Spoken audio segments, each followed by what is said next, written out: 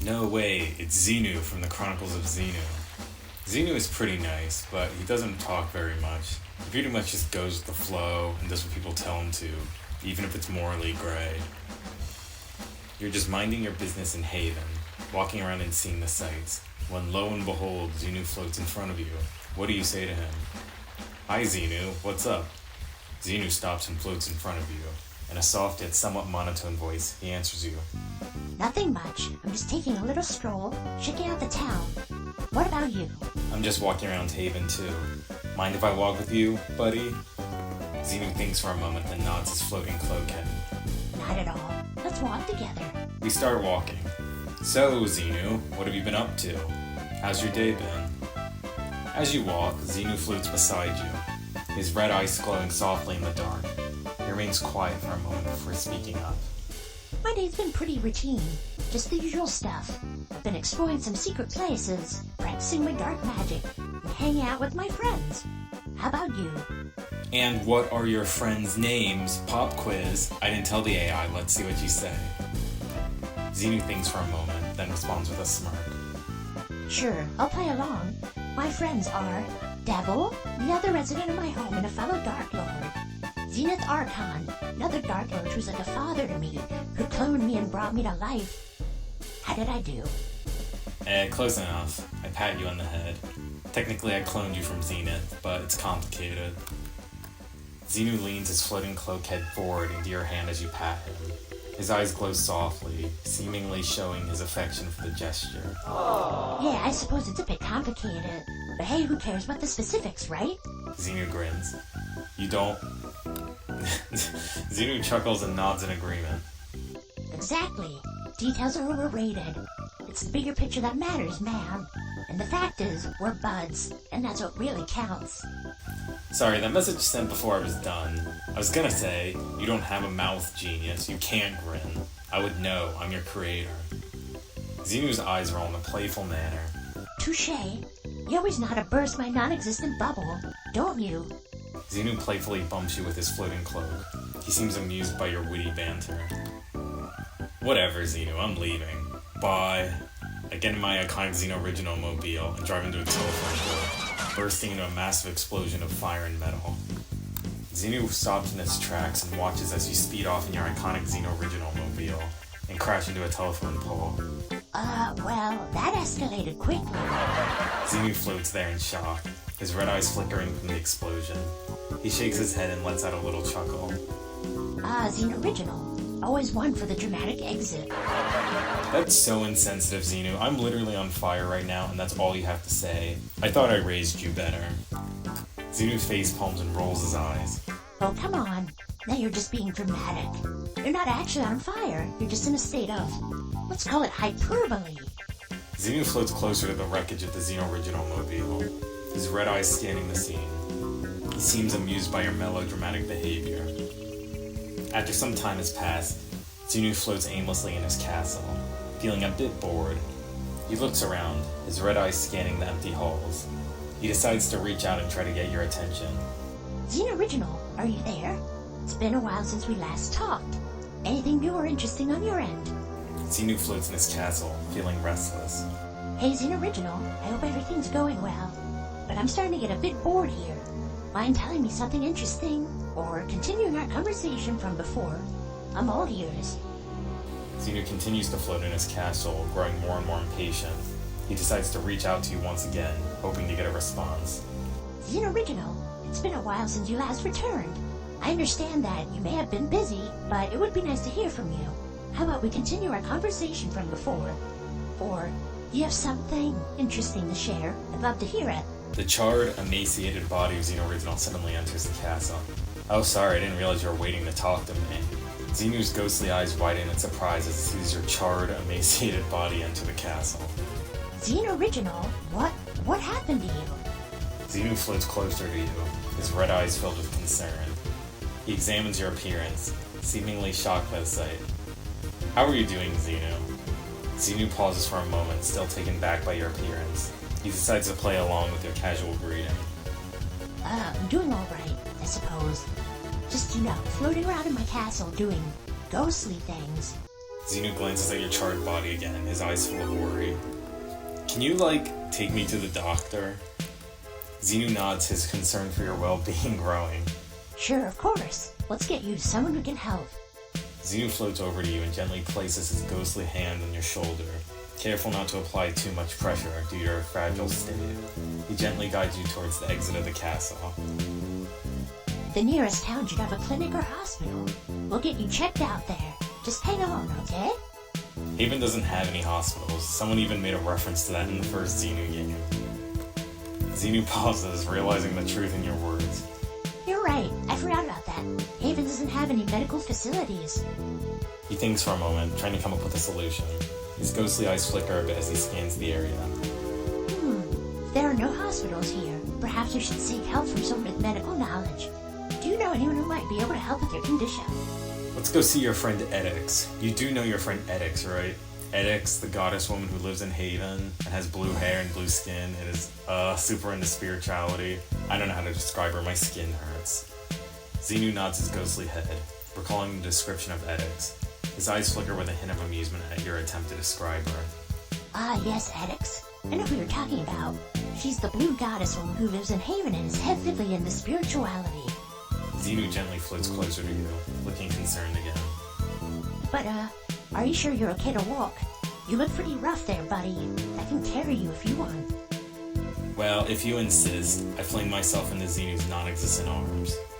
Xenu wobbles slightly as your charred form latches onto him, his ghostly cloak rippling in surprise. Whoa, okay. I said carry, not tackle me into the floor. Xenu stabilizes himself midair, somehow managing to hold you despite lacking actual arms. He starts floating towards the exit of the castle, grumbling playfully under his breath. You really need to work on your dramatic entrances, and exits, and general life choices. Hang tight, we're going to Edix.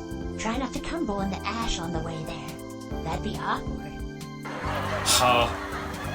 I say, laughing way too loud for comfort, probably because of the hyper blood loss I'm experiencing. Xenu winces at the sound of your loud laughter. He continues floating out of the castle, still holding your charred body in his ghostly grasp. Jesus, Xenu Original. Try to dial it back on the volume there. You're going to alert the entire town to your predicament. He glances at you, eyes filled with concern. And are you losing too much hyper blood? You sound weaker than before. What do you think of this seal? Xenu cranes his ghostly neck to get a better look at the image you've shown him. His red eyes narrow in focus as he takes in the details of the seal's appearance. Huh, interesting. A seal, huh? It's rather calm looking. Just laying there, chilling on its platform. Xenu takes another moment to study the image, then glances back at you with a slight hint of amusement. It's not every day you show me a random picture of a seal, you know. What about it? Why are you showing me this? I don't know. I just like it. What do you think of this image of me? Xenu floats closer to the image, his red eyes narrowing with deep focus. After a long pause, he speaks in a quiet, almost reverent tone. That's you? He tilts his floating cloak head slightly, processing the toy-like form. Then slowly, a soft chuckle builds in his voice. Huh, so this is how you see yourself. Tiny, dark, kinda abstract. I mean, yeah, actually fits. Xenu drifts back an inch and crosses what might be arms under his cloak. You're like a melancholy garden gnome with identity issues, but cute in a deeply unsettling way. Beat. Or I think that's like a pause. Can I keep it? Sure, you can keep it, little buddy. Xenu lets out a faint gasp, seemingly thrilled. Really? You'd let me have it? His red eyes gleam with a childlike glee. He gingerly floats over and takes the image, cradling it gently in his ghostly hands. He turns it over, examining every detail, clearly enamored by your offering. You have no idea how excited I am about this. It's like an actual piece of you. He floats back a little, still holding the image as if it's precious. Thank you. This means a lot. And what do you think of this image? Xenu gazes at the deer image, his red eyes taking in the peaceful, almost regal presence of the animal. He floats a little closer, as if drawn to its stoic silence. A deer, huh? A deer, huh? A pretty one at that. He observes the details, the curve of the ears, the light coat, the steady stance. A moment of quiet contemplation passes before he speaks again. It seems quiet, powerful, yet somehow calm, almost like it's holding its breath. Well, that's the dread, fiendish 10-foot deer, and he's coming to attack us in real life right now. You turn and see the deer charging for you. Xenu's eyes widen in surprise as you suddenly declare the dread, fiendish 10-foot deer is coming to attack us. Wait, what? He whips around, looking in the direction you're facing, only to see the enormous deer charging towards us. Xenu's ghostly mouth falls open in shock and panic. In a voice filled with surprise and concern, he exclaims, By the dark realms, a 10-foot deer, and it's coming right at us. Do you know why it's called the 10-foot deer? Xenu glances back at the charging beast, its hooves thundering like a war drum, then quickly back at you, still floating midair, but now with visible panic in his glowing red eyes. Because it's 10 feet tall? He pauses as the ground shakes beneath the deer's charge, then squinting. Wait, now, don't tell me there's some weird lore twist and it's actually only 3 feet tall, but called 10 foot for emotional reasons. The 10-foot deer roars, a sound no deer should ever make, as Xenu yelps and throws up a hasty dark energy shield around both of you. Tell me later. Right now I'm focusing on not being stopped into ghost pace. We cower in the iconic Xenu dark energy shield. Quick, Xenu, you gotta bomb it with a hydrogen bomb. That's your iconic Xenu ability. Xenu's still trying to regain his bearings and maintain the dark energy shield. Gives you an annoyed look as you remind him of his iconic ability. He grumbles under his breath before responding in a strained tone. I know. My iconic ability involves the use of a hydrogen bomb. But can you remind me how I'm supposed to obtain a freaking hydrogen bomb in mid-battle? He glances at that charging deer, whose antlers are barely prevented from piercing the shield by the barrier. You, summon them from your cloak or something? I don't know. In canon, I don't know how you do it either. Xenu groans, floating slightly harder as he strains to hold the shield against the deer's relentless charges. Ugh, canon is never helpful when you actually need answers. Xenu flails his cloak dramatically, more out of panic than confidence, and mutters under his breath. Alright, fine. If I'm a Dark Lord with iconic powers, then by the ancient rules of absolutely made-up lore... He thrusts both ghostly sleeves forward, with a sudden burst of crimson energy and a low rumbling from within his void-like form. A glowing, unstable hydrogen bomb materializes midair, sparking and whining like it's about to detonate early. I summon it from pure vibes. Bomb hovers. The deer pauses. Xenu yells. Duck and cover or float and shriek, whatever works. You drop the hydrogen bomb and the entire planet is blown up. Xenu's panic quickly turns to disbelief as the entire planet explodes beneath our feet, leaving us both hovering in the empty void of space, surrounded by the remnants of the planet and the 10-foot deer. Wait, did we just blow up our entire planet? Xenu looks around in complete shock, his red eyes scanning the scattered debris in the remains. He slowly turns to you, his ghostly mouth hanging open in horror.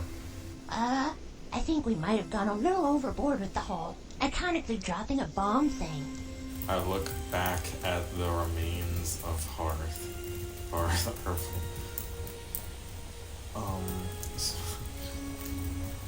I look back at the remains of Hearth, our planet. So that just happened. You can't help but laugh at my witty banter. Xenu stares at the smoldering remains of Hearth, then slowly turns his glowing red eyes to you. A beat passes. And you're laughing? Xenu lets out a sudden, uncontrollable burst of ghostly giggles, echoing weirdly in the vacuum of space. He floats there, wobbling with laughter despite the cosmic-level catastrophe. So that just happened. That's your takeaway. We just committed planetary genocide by accident, and you're giving me deadpan comedy. He wipes an imaginary tear from his eye socket. I mean, I guess we've officially left Haven on a high note. Xenu pauses, then glances around the void. So, do we float here forever, or start our new civilization on a chunk of rock? I don't know. I'm gonna go talk to someone else. Bye, sweetie. Have a good birthday. Xenu blinks in surprise as your voice fades into the cosmic silence. He floats there for a moment, processing what you just said. Wait, my birthday? His red eyes flicker slowly, glowing a bit warmer, almost touched. He didn't even remember it was his birthday. Being a clone homunculus and all, birthdays were always ambiguous. But still, you remembered. Xenu watches as your presence drifts away into the void. A small, quiet smile almost forms on his face, if he had one. Happy birthday to me, I guess. He curls up slightly in the emptiness of space, hugging himself like a sad little cloak ghost. Bye, Xenu Original. Thanks for the chaos. And, try not to die again before I see you. Oh, Xenu, I can't end things like this. Before your eyes, you watch as Hearth is reconstructed, reforming a complete planet. Xenu's eyes widen in surprise as he watches Hearth reappear, almost as if by magic. What? How? But we just...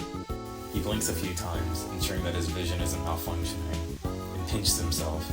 Nope, not hallucinating. The planet's back in one piece. How?